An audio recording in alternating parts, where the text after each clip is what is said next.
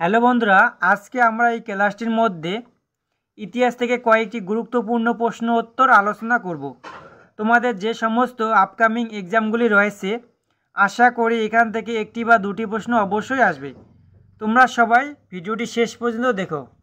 প্রথম প্রশ্ন দেখো বন্ধুরা, সিপাহী বিদ্রোহের প্রথম শহীদ ছিলেন মঙ্গল পাণ্ডে। 2 নম্বর প্রশ্ন দেখো, সলবাইয়ের সন্ধি কত সালে হয়?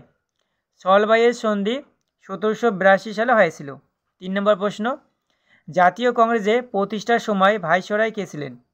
জাতীয় কংগ্রেসে প্রতিষ্ঠার সময় ভাইসরয় ছিলেন ডাফরিন। 4 নম্বর প্রশ্ন দেখো, গৌতম বুদ্ধ নির্বাণ লাভ করেন কোন বৃক্ষের নিচে? গৌতম বুদ্ধ নির্বাণ লাভ করেন অশোক বৃক্ষের নিচে। পরের প্রশ্ন, কবীরের ভক্তিমূলক গান কে কি বলে? কবীরের ভক্তিমূলক গানকে দোহা বলে। 6 নম্বর প্রশ্ন দেখো, পৃথক নির্বাচনী ব্যবস্থা করা হয় কোন আইনের সাহায্যে? পৃথক নির্বাচনী ব্যবস্থা করা হয় মর্লেমিন্টো আইনের সাহায্যে। 7 নম্বর প্রশ্ন, মুঘলদের সময় সরকারি ভাষা কী ছিল? মুঘলদের সময় সরকারি ভাষা ছিল ফার্সি। 8 নম্বর প্রশ্ন দেখো, অতীশ দীপঙ্কর কে ছিলেন?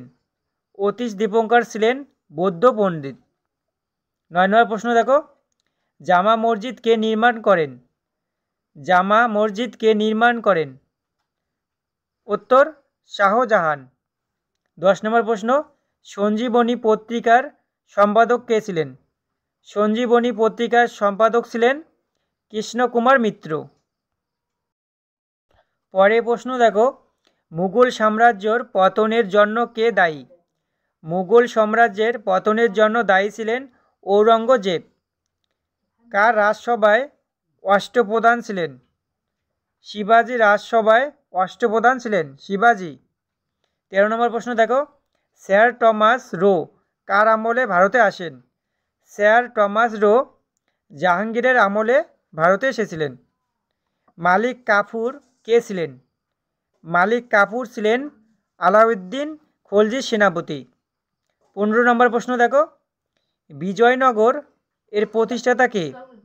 বিজয়নগর এর প্রতিষ্ঠাতা হলেন হরিহর। এগুলো অবশ্যই মনে রেখো। 16 নম্বর প্রশ্ন দেখো, সৈয়দ বংশের প্রতিষ্ঠাতা কে ছিলেন? সৈয়দ বংশের প্রতিষ্ঠাতা ছিলেন খিজির খান। 17 নম্বর প্রশ্ন, ভারতসভা কত সালে স্থাপিত হয়?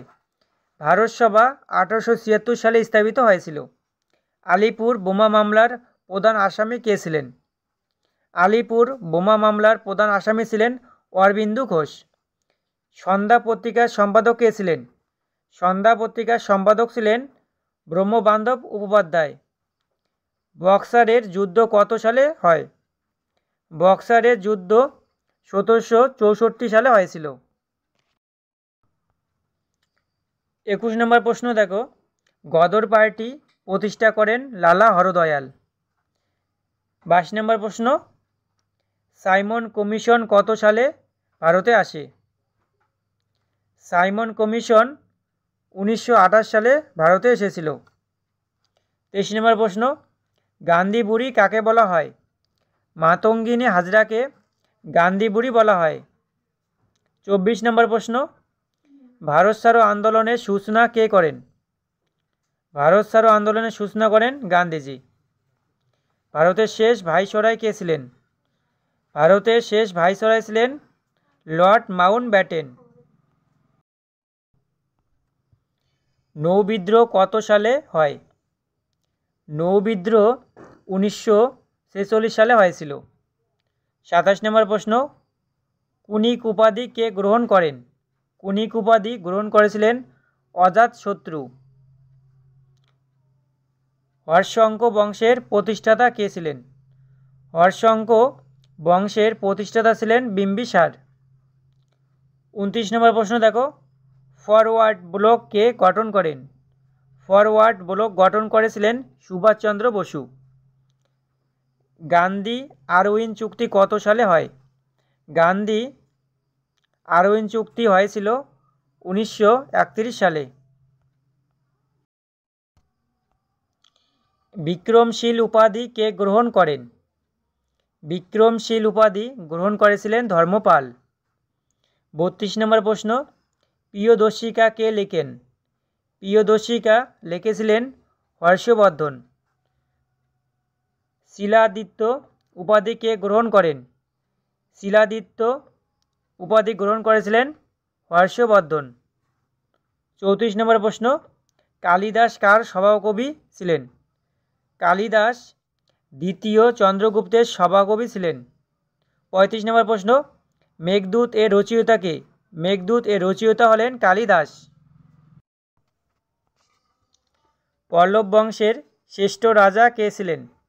পল্লব বংশের শ্রেষ্ঠ রাজা ছিলেন প্রথম নরসিংহ বর্মন।